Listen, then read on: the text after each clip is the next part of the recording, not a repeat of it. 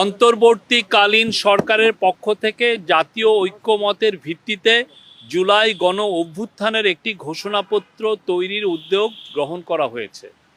জুলাই গণ অভ্যুত্থানের মধ্য দিয়ে গড়ে ওঠা জনগণের ঐক্য, ফ্যাসিবাদ বিরোধী চেতনা ও রাষ্ট্র সংস্কারের আকাঙ্ক্ষাকে সুসংহত রাখার জন্য এই ঘোষণাপত্রটি গৃহীত হবে।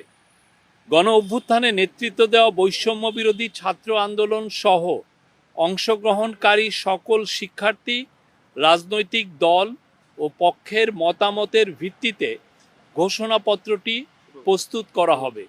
এতে জুলাই গণ অভ্যুত্থানের পরিপ্রেক্ষিত, ঐক্যের ভিত্তি ও জনগণের অভিপ্রায় ব্যক্ত হবে। আমরা আশা করছি সকলের অংশগ্রহণের মাধ্যমে কিছুদিনের মধ্যে